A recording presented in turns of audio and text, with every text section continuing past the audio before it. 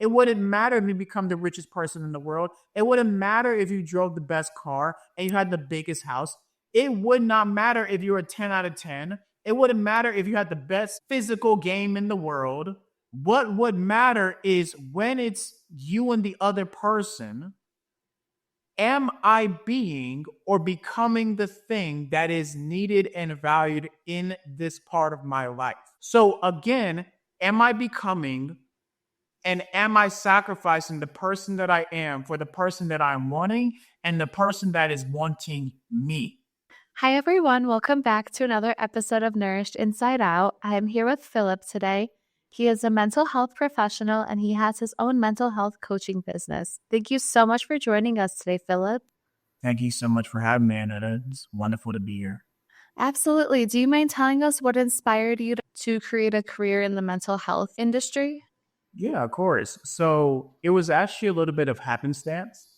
So initially, it wasn't something that I planned to study or to make a career. I actually wanted to go pre-med. Coming from an athletic background, I'm having a lot of injuries and surgeries. I really got entwined with the body from a physical standpoint, but then realized very quickly that biology was not my strong suit at all. It was like another language. And so I eventually still wanted to stay in the sports realm. And so I went to the sports management, wanting to be a sports agent. And unfortunately, I did not get the grades necessary for me to join my major. I was 0.04 points away from the grade that I needed to go into the major for my junior and senior year of college. And so then I ended up going to my counselor and telling her, hey, I've been in college for 2 years. I had dual enrollment in high school. So I have a lot of credits having an associate's degree coming out of high school.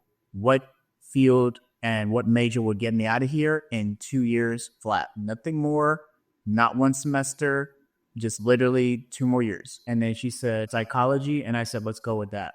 So that's literally how I ended up choosing it. I didn't know what I wanted to do with it. I didn't know what it entailed. I had no plans professionally or where I wanted to go. And then I graduated and then did an audit of myself and said, okay, well, what do I do with this degree? And in all honesty, you can't do anything with a undergraduate in psychology, to be honest. So I sat back and said, what can I do to be fulfilling for myself? Where are my values? What can I do day in and day out? If I didn't get paid, I would still do it. And then what could be financially beneficial in the long run? And that sounded like a therapist to me. So it really tied in with my personality. It was a lot of happenstance. And I haven't looked back since in the past 4 years. Wow, that's incredible. Sometimes we want to take a route that we think we want, but then life reroutes us to a path that we wouldn't ever imagine, but it ends up being so much better.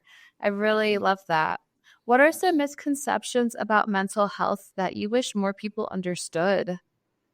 Oh, great question. Some common misconceptions is it is not a healing tool, and it is also not a cure. It is a improvement and management. You have been through the journey since your inception, honestly, and a professional can't change that. Nobody can change that. And some things have been unfortunate. Some things have been by choices and life experiences for yourself. But coming to me, I am trying to help you with a way to manage whatever life circumstances that you would like to change. With that being said, it's again not a cure, it is not a healing process, it is an improvement. It is the way to manage yourself. Some people are born with the cards and mental health issues that they have. So I can't change you having bipolar, being schizophrenic. I can't change your PTSD. I can't change you prone to really severe depression. I can't change you being prone to severe anxiety. I can't change those things. Those are things that you will probably have to manage for the rest of your life. But I'm here to be able to create a space with you and to walk with you to manage that. So it is a gritty, vulnerable, challenging, hard thing for human beings to change. Change is very uncomfortable. And that is my job, is to help a person through their ambivalence change for the betterment of themselves, to not necessarily continue a negative feeling or behavior or perspective that they have, so that way they can go forward making better ways for themselves to handle their mental health. So I think more professionals and more people need to talk about that more often. I think that's a really profound perspective because you're not trying to change somebody to be somebody they're not. You're trying to help them improve on what their challenges are. I've actually never heard somebody describe mental health that way or therapy. And I think that's a really profound way of looking at things. Mm. Yeah. What is your personal philosophy on mental health, well being, and how do you apply it into your work? I have to remind myself, and would remind anybody, to stay curious. I can't put it in a Socrates phrase, or something that you can quote me with, but I would just say staying curious is something that human beings can do with each other. And then maybe you don't do it to the extent of which I am trained to do it, but we are so complex. And there is a reason, unconsciously, that you may think is conscious, that you do every single thing in your life, from the small and minuscule things to the big and like the big challenges in your life. But there's a reason everybody does something. And if you have a perspective of staying curious, what and how, instead of looking at why, which is a very judgmental, anxiety, defensive, provoking question, you stay curious about the reasons of human behavior. And usually, if you understand that perspective of yourself and somebody else, you can better manage your response to that. And so I think I have to remind myself, because some days I'm on my game listening to clients and I'm really there staying curious about their change. And then some days I'm not there as much because maybe I have my own life circumstances happening. But I have to remind myself, no, stay curious. This person has had in life, this person has had bad things happen to them, good things. They've been judged. They have been defensive. They have had to protect themselves. They have their own coping mechanisms. They have had choices made for them. They come from a different background. They're a different gender. They're a different sexual orientation. They grew up in a different nationality. They're from a different place. So just staying curious that people aren't just what you see them as, but they're just so complex from that. And that's the beauty of psychology and human behavior, is that we will never know straightforward answers, but we make the best predictions about what they are. So I think that would be my own personal kind of philosophy.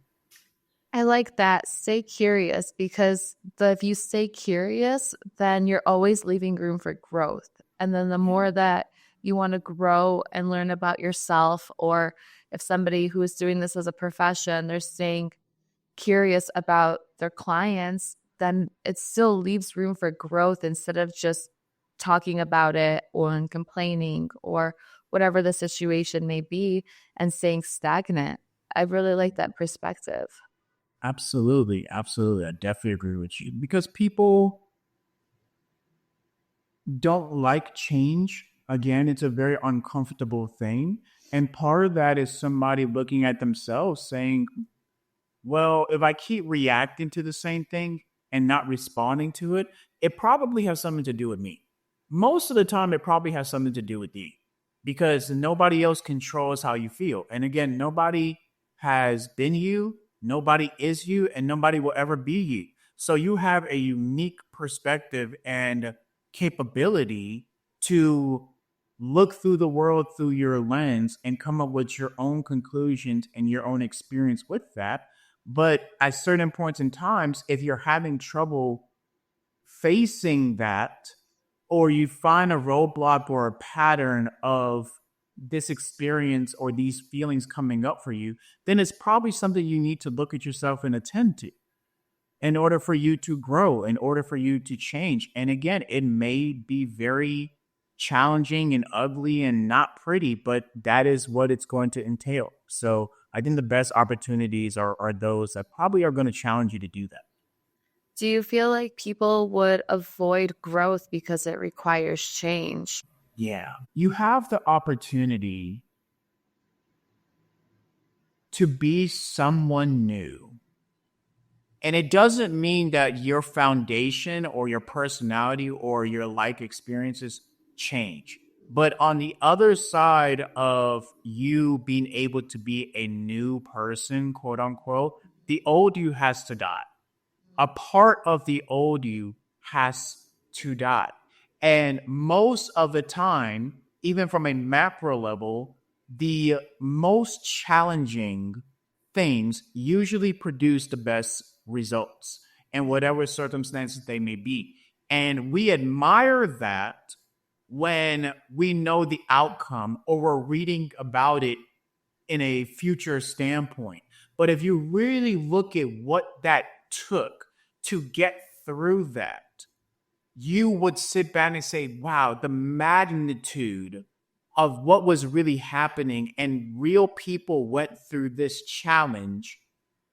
The change was, it had to be sacrificial. And sometimes on a personal level, it had to be sacrificial of themselves, whether that be in service of themselves or whether that be in service of a bigger picture of what the future may have entailed for their long-term goal. But a part of the old you has to die for the new part to arise, you know, and it's just almost like looking at nature and looking at the stages of where either plants grow or flowers grow, that at some point in time they're going to die during certain points and seasons and they have to survive really harsh circumstances. But you only look at the part when it's spring and there's pollen everywhere, and you look at the flower, Yeah. but you don't know it had to get through the dirt, it had to survive um being taken over by insects. It had to fight off viruses and all those type of things in order for it to start to grow. So it is painful in and of itself to have to go through those things. But on the long term perspective, you're going to become that flower. You may become that thing that blooms, but it is going to be a painful process. It's not going to be the environment or the people or the behaviors or the thoughts that you had before. So you're going to have those die off in ways in order for you to get to that point. One of the reasons I really like that example is because if you're somebody like myself who comes from the four seasons throughout the year, then in the fall you get those beautiful leaves on the trees. And then in the winter they fall off, and then it's not the prettiest tree. But then come times spring and summer, it blooms and you have all these beautiful flowers. And I think that goes hand in hand with us as humans as well, because we have to let go of the old version of ourselves in order to make room for the new version. So I love that example that you used. Oh yeah, I appreciate that. I really dislike the expression that people don't change.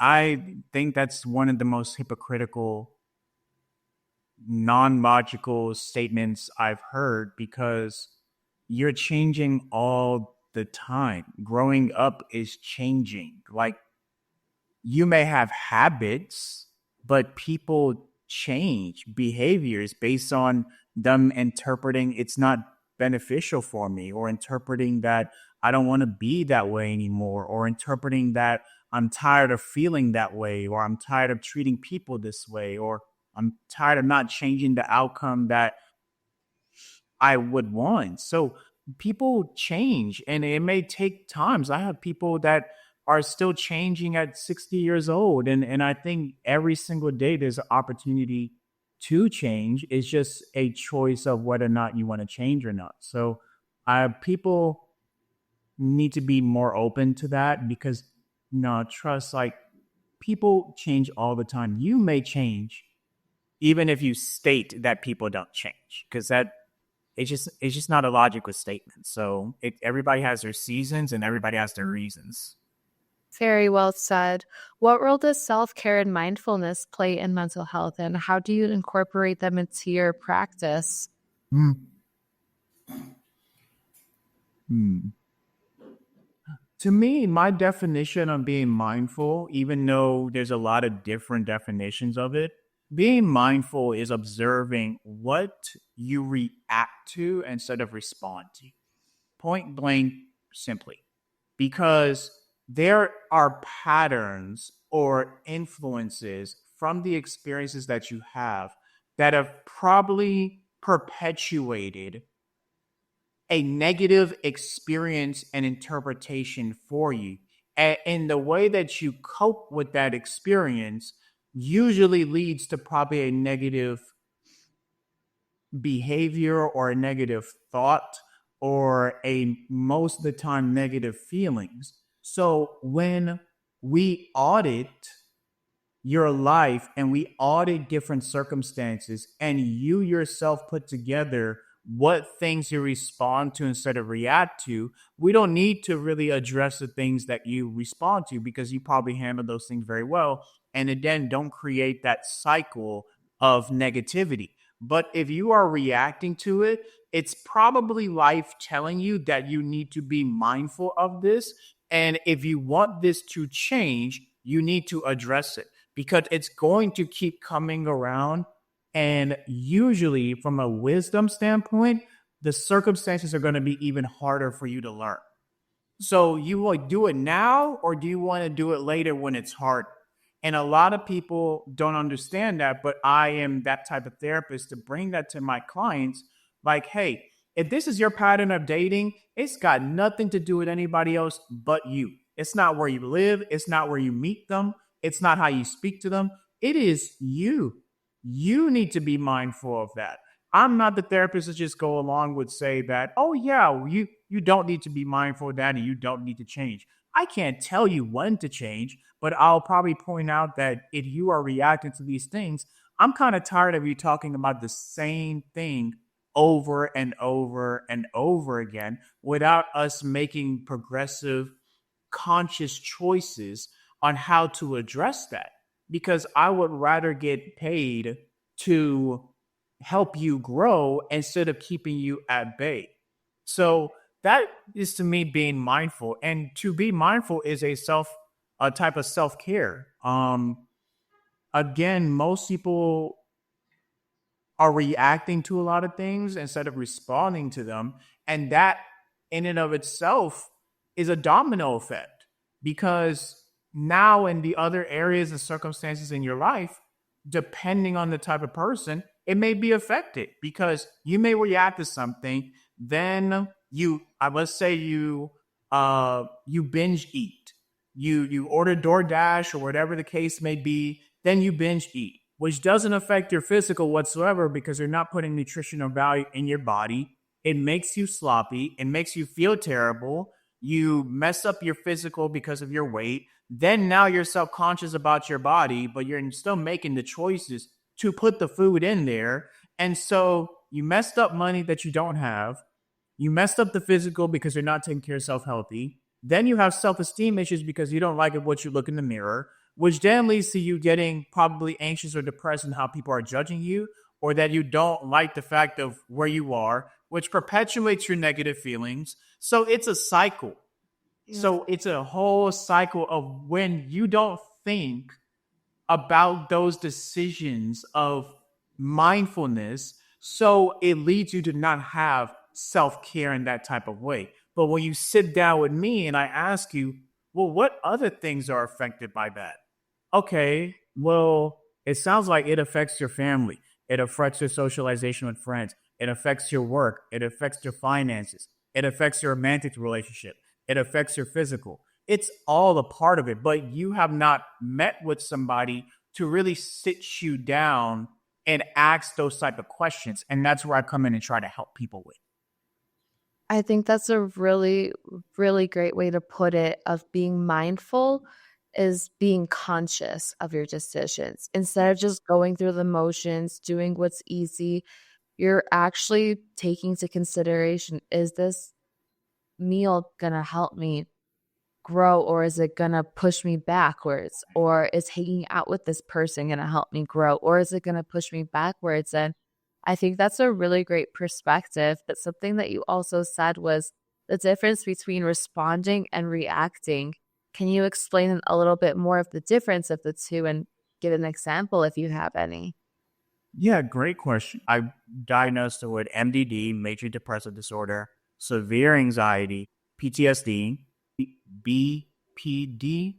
But I think that was in there as well. So she was struggling in life. Circumstances, a lot of circumstances got her down. She was having marital issues at this point in this session, and she was getting upset because her husband was not being intimate with her, and she was crying because he made a comment of saying, and I'm paraphrasing because it's been a while, kind of like, how do you expect me to do that? Or I just can't do that. Now, bear with me. So she's crying about this because she wants to be intimate. They haven't had sex in a while. And even though they're going through their life circumstances, she's not feeling pretty or wanted or valued in that type of way in her life. And then her husband says this. So coming to me, I said, well, how did the conversation continue? What happened? And she said, once he said that, I didn't respond to him, or I didn't continue the conversation. So I said, well, how do we determine what he meant by that? Yeah. How do we determine what that meant? All you did was take an interpretation and filled your own pieces of the puzzle of what he meant by that.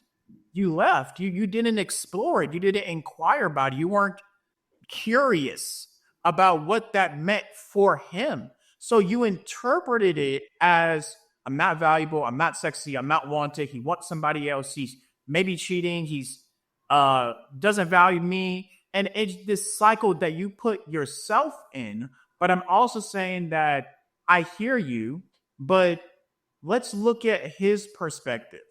This man has been with you through these circumstances together. So, from what I know, if I was going through all of this stress and I was going through all this stuff, getting hard would be the last thing that I really want to do. I can't pay my bills. So, as a man talking to a woman, that would stress me out too. So I think that even though that's what we want and you may have those cravings, this is an experience that he has as well. And so maybe when he said, how do you think that I can do that? You're having a reaction to it because you have your own personal issues coming to the table instead of staying curious and responding to it by saying, what does he mean by that? Let me look at him. Let me look at the stress that he has gone through. Let me see how he is coping with the situation. And then we role played that in session to from getting her reaction, which is these assumptions about what he possibly meant by that statement, instead of now maybe going back and being able to create an opportunity to respond to it by exploring. You bring to the table how you felt with the comment.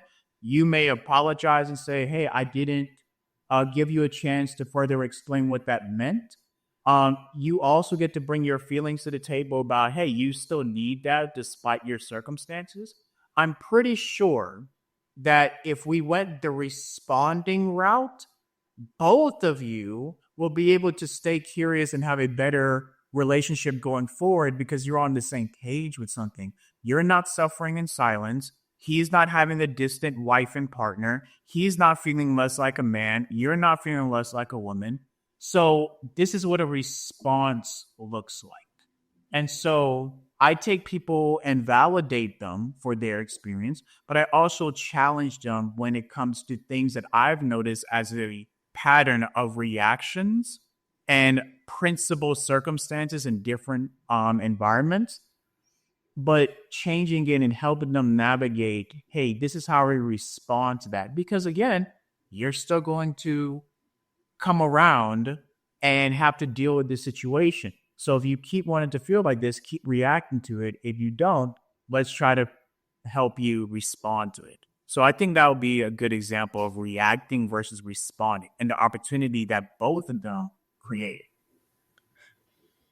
What I really got out of that is that it ties back into what you were saying earlier is being curious. Or I don't know the situation, but maybe it was better in that moment for her to not say anything instead of react out of emotion. But there's like healthy ways of responding, coming to that person in a calm manner. But if you're not staying curious, it's like you're shutting that door. And I never realized how much not showing interest can close a door so fast. So thank you for sharing that because it kind of all loops in back together. Hmm. Yeah, for sure. What is the biggest issues that you see in relationships these days? Oh, now that's a question of ages. The biggest issue I see in relationships on the Western side of the world, because the Eastern side of the world is a different type of culture, it's a different type of principles and values, is you are not incentivized to have to sacrifice yourself in the betterment and servitude of somebody else. What I mean by that is from a perspective of what a relationship entails outside of the primary function to reproduce. From a social standpoint, you are not being shown what is actually required for a relationship to work. And it requires that it is not about you, it is about the other person. And because you're not incentivized to think about the other person, because you come from an individualistic type of culture, you think that your thoughts and your feelings and your perspective and your wants and your needs are always the forefront of all of your decisions. So when nobody tells you the reality that that is why you cannot keep a formidable relationship, that is because you're not incentivized to think otherwise. So a reality hits you that, oh, this requires me to change. It requires me to stay curious. It requires me to give more than I'm receiving from men to women and women to men. But you have to do that on a micro level. And sometimes it takes a very long time for you to realize that because not the um, exchange of goods and services and the GDP tell you that. From a lawful standpoint, they don't tell you that. From a entertainment standpoint, they don't tell you that. It's not taught in schools about you learning that. So there is no way for you to learn that unless it's from somebody who is coming from an objective perspective to challenge you to say to you, it's not about you. It is about the other person and the sacrifice that really takes. And when you look at people and you ask them objectively, what have you been able to sacrifice in the betterment of somebody else? Most people would say nothing. So it's one of the first things that people are actually having to do in an adult stage that they have to learn how to sacrifice for that. And again, just like when you're trying to change from a psychological standpoint, the old you has to die. And it looks different from everybody because we don't all have the same foundation on this side of the world because it's individualistic. How you view cheating, how you view your religion, what foods you like, the social behaviors that you have, the economic status that you have, the ethnicity standpoint. All of those are different for Joe, John, Brittany, Philip. All of those are different for everybody. So on the eastern side of the world, it's a lot easier because they know what it requires with traditions and religion and culture. But on the western side, it's individualistic. It's me, myself, and I. And that is why it's not working. That is why it's not healthy. And that is why it is causing so much corruptions in different ways, from people to children.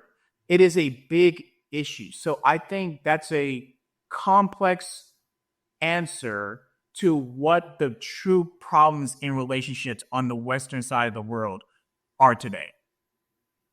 I can agree with that because I think a lot of times when we get into relationships, we think to ourselves, "What's in it for me?" Or "What are they gonna do for me? How are they gonna do it for me, me, me?"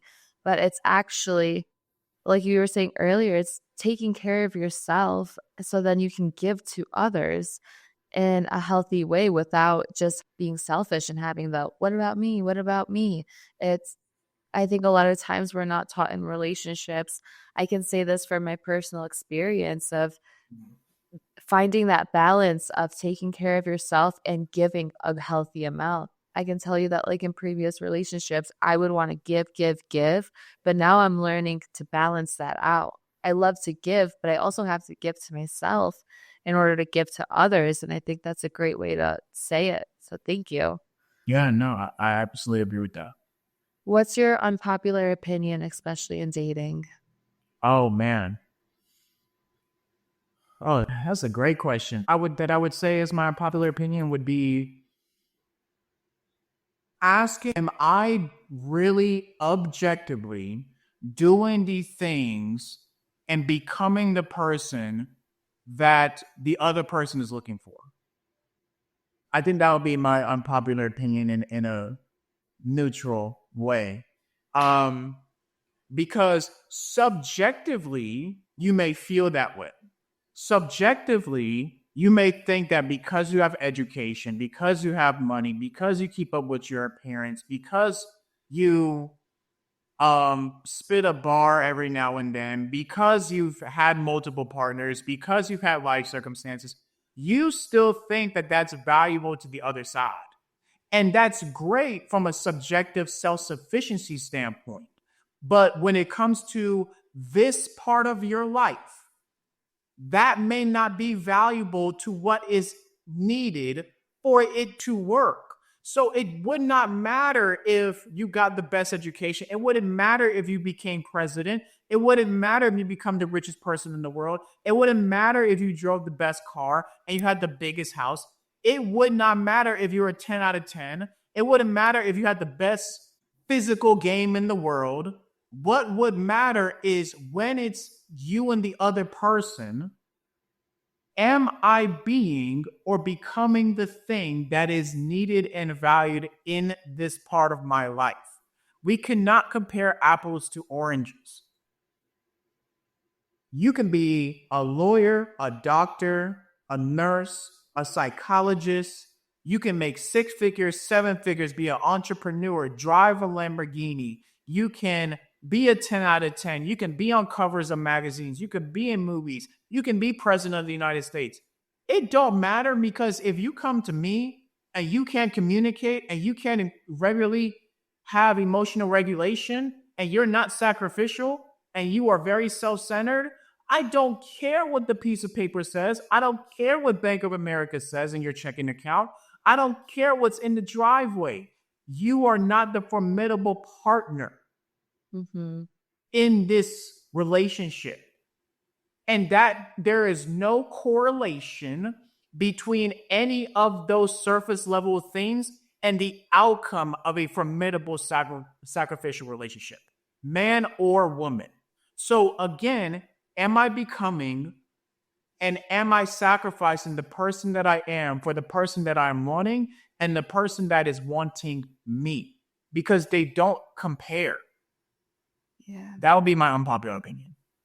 I like that though, because, I think a lot of times we see on social media, like the boss babe and things like that. And I think that's great, like you said, on paper. But when it comes to relationships, are you being that person for the other person that you want to be in a relationship with?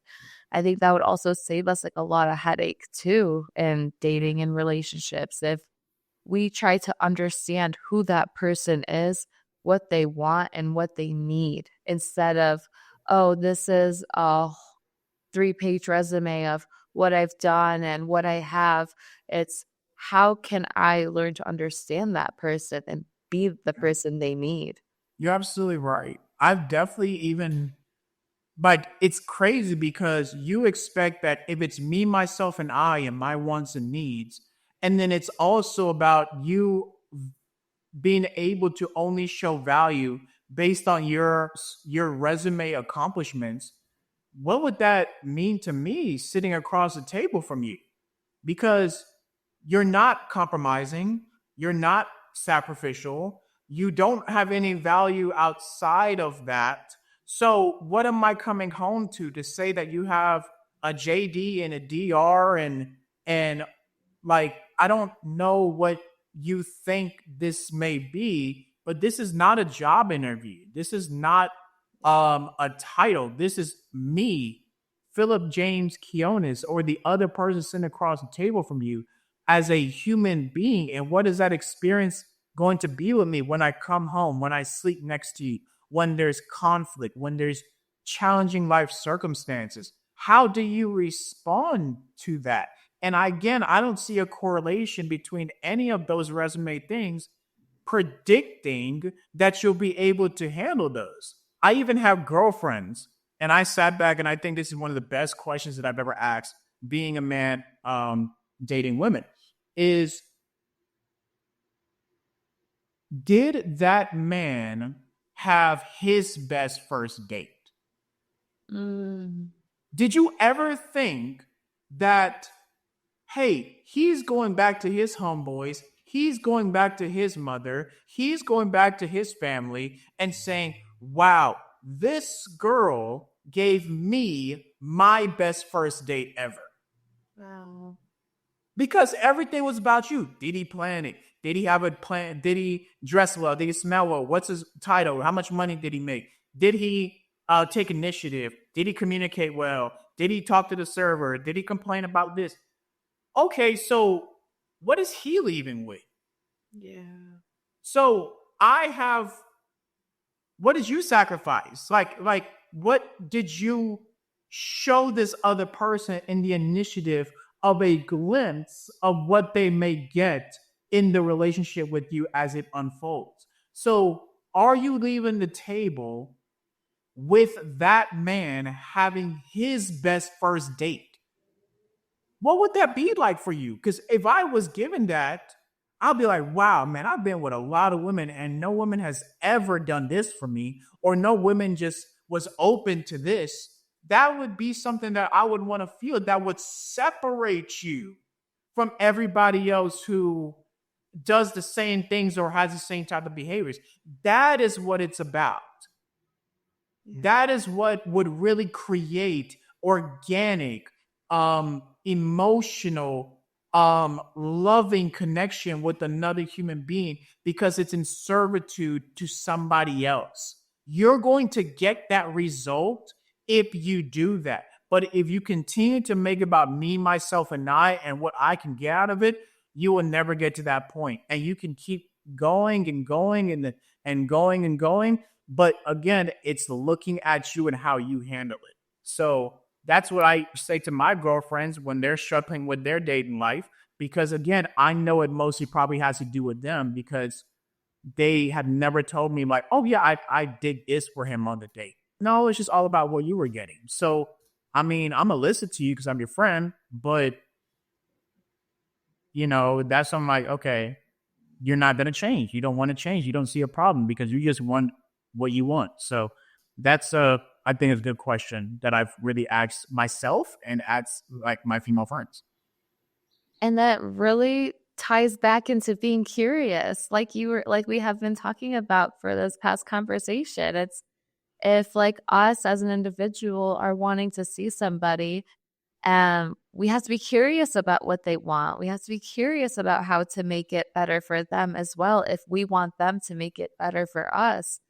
So I think what I've learned from you is just be curious about things, ask questions, and understand what the other person needs and how you can go about and be there for them in the way that they need. Yeah, absolutely. And how do I become that? I've been on dates personally where for 2 hours, objectively, I was never asked a personal question. And never asked a personal question. And I've run into a few of those over my dating periods where they just never asked me a personal question or asked me a different question based on what I asked them. So, what about you? And what do you think? Like, that's the saying, I'm talking to myself.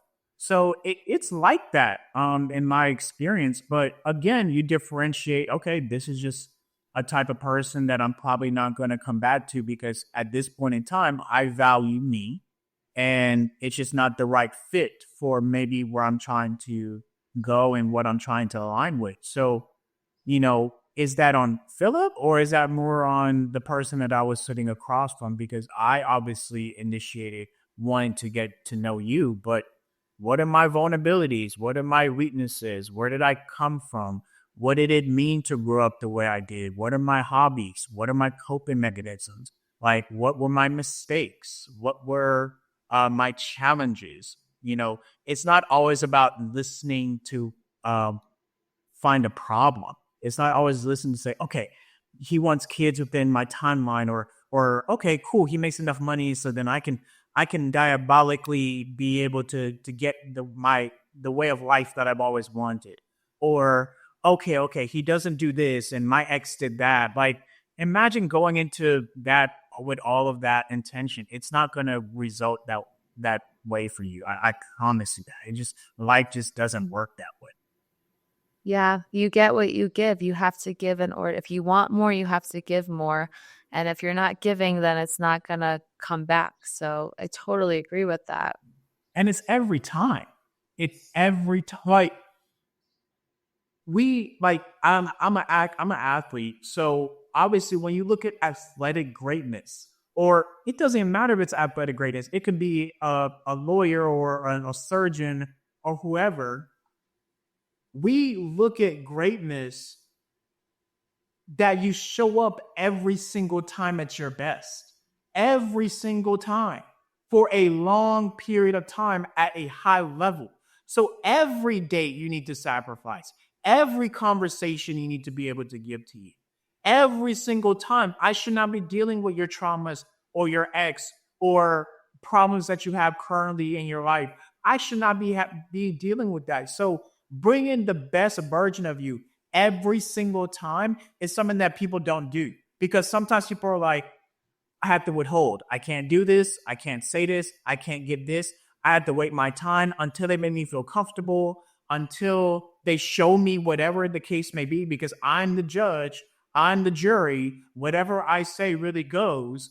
No, you have to show up every single time and give your best. And again, maybe in your life, you've never been able to do that for somebody else.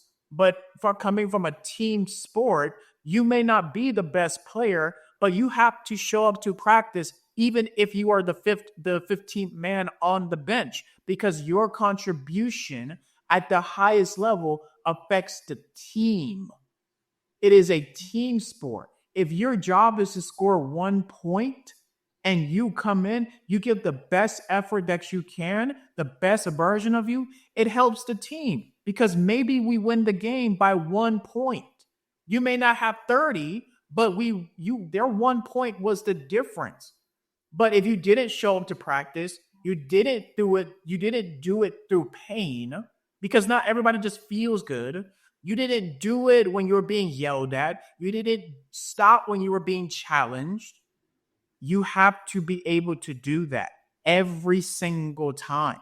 If you don't, you're going to keep getting the same results. And then that is on you. Hmm.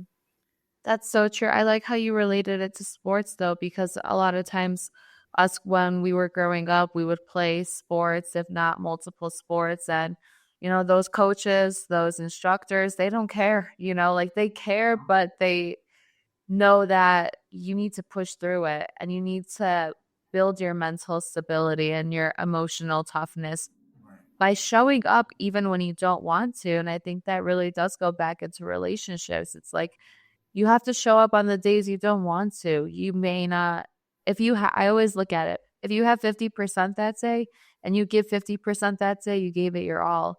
If you only had 30% that day, you communicated it and you gave all 30% that you had that day, then you gave it your all. But we can't be hard on ourselves for not giving 100% every single day, as long as we choose to show up and put some kind of effort in. Yeah, It, I agree with you on that for sure. I think coaches do the best job of that. I think sports, that's why it's really life relatable because that's what it requires in the betterment of a objective goal. It requires that. And again, we admire that, but we don't know how much work that really requires. You see Michael Phelps win gold medals. You see LeBron James become the number one scorer after 22 years.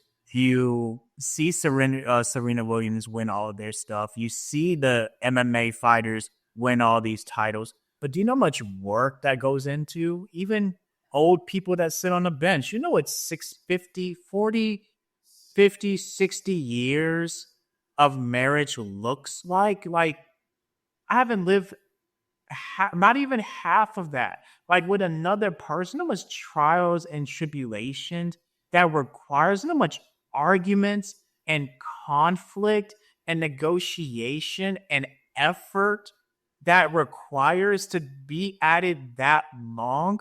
I don't think people really understand that and know what it's really like to go through that with somebody. But when you interview them, like, I want that. I want that so bad. I want to find my person. But you don't want to build with that person. You want to find them, but you don't want to build with them. So it's amazing how kind of hypocritical we are about. We love the outcomes, we love the love story, we like the longevity, but we are not. We have to have an honest conversation with ourselves. Am I really willing to sacrifice for this in the betterment of somebody else and then us as a whole? Because I'll get mine. Mine will get there, but is it for somebody else and for the entire relationship? I don't think a lot of people are built like that. I don't. yeah, that's so true. That's so valuable. Well, before we wrap things up, if you can give the audience a piece of advice, whether it's on their mental health journey or in their dating journey, what is one piece of advice that you would give? Yeah, you are so fortunate to have the opportunity to have human experience. Mhm. There have been less people that have been that could be. So, with the odds in the trillions of you being a human being, you get to have such a unique experience, and you have been given the opportunity to have choices that come with that. And some of those choices entail challenges, they entail growth, they entailed auditing yourself to say, am I getting the best experience out of this opportunity of human life that I possibly can? And if you don't, and if you aren't feeling that way, then it's probably something you need to change. And you may not need to come to a professional to personally do that, but there are people around you that can serve you that you may be underestimating, from your family to your friends to mentors to teachers to coaches. There are a lot of people that want you to be able to have the best human experience that you possibly can, but none of them could get you to that point unless you want that for yourself. So nobody was you, nobody is you, and nobody will ever be you. So I would say just take very full advantage with how your life is to get the best out of it. That's so beautiful. Thank you so much, Philip, for everything and sharing all of your knowledge and all of your experience. So tell us, how can people stay in touch with you and how can they support you on your journey? Yeah, so I have my own personal website for pqcoachingandconsulting.com. So you can contact me on there. My book is on there that I published on Amazon. My courses for relationships are on there. And then also my contact information for personal one on one coaching or couples coaching. So if you would like to reach me out to there, I would love to speak with you and see where I can help you out. Amazing. I'll have all of those links linked down in the show notes below so people can stay in touch with you. Thank you again, Philip. Thank you so much for having me.